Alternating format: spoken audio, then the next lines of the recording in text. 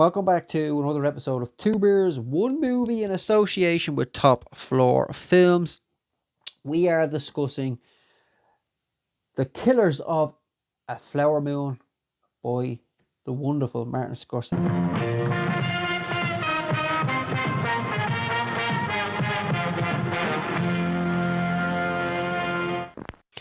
Yes, so Martin Scorsese's new movie, Killers of a Flower Moon, finally has arrived. And it is Scorsese because that's the way Thelma Shoemaker has told us to say it. Anywho, so starring Leonardo DiCaprio as Ernest Burkhardt, starring Lily Gladstone as Molly, Robert De Niro as William Hale. Ernest returns home from war, but he's just a cook in the war, to his uncle Robert De Niro, who is William Hale, who basically has integrated into the society of the Osage. The Osage are Native American people who've come into a lot of wealth because of the oil that was found in their land. A lot of people have come there and integrated to become wealthy. From here, Ernest is tasked with his uncle to basically, well, he falls in love with Molly, and then he is tasked with killing each and every one of her family so he can inherit all the money and the oil.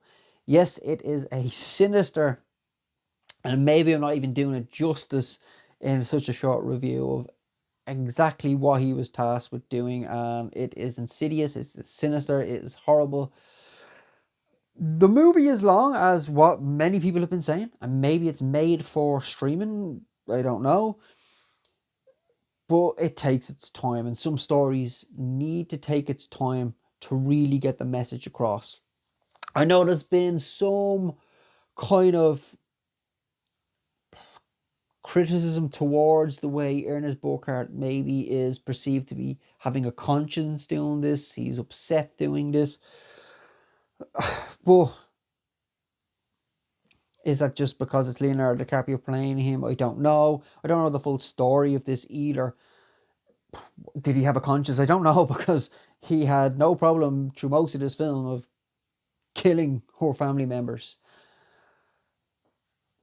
The performances are absolutely fantastic.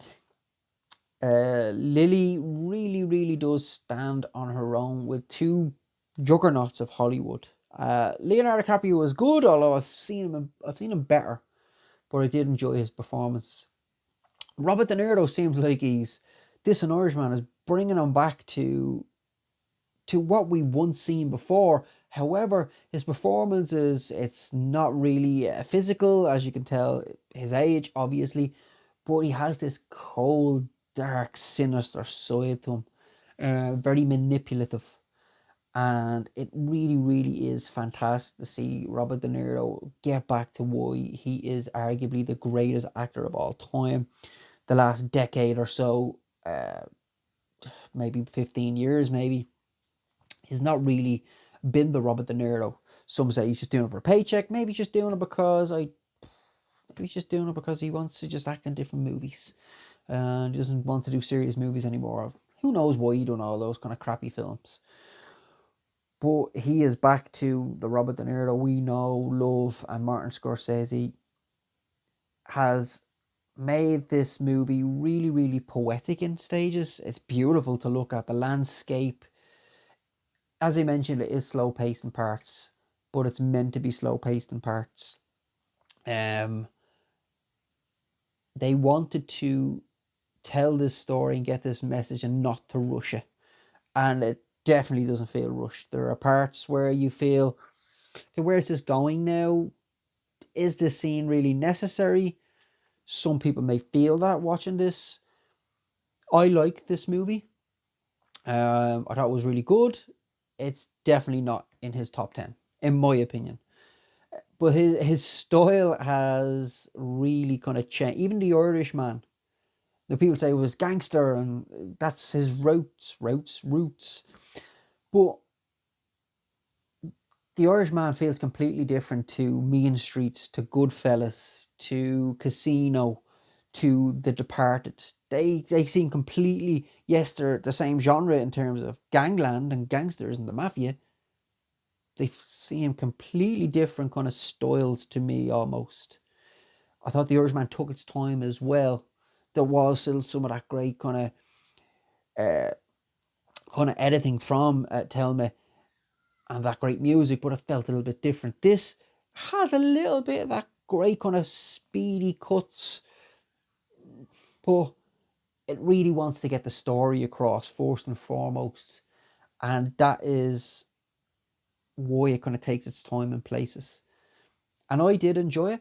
It's just not one of his best, but he really has kind of changed in a way, not for in a bad way, but he changed his filmmaking in a way compared to where he was 30 years ago. And that's just normal.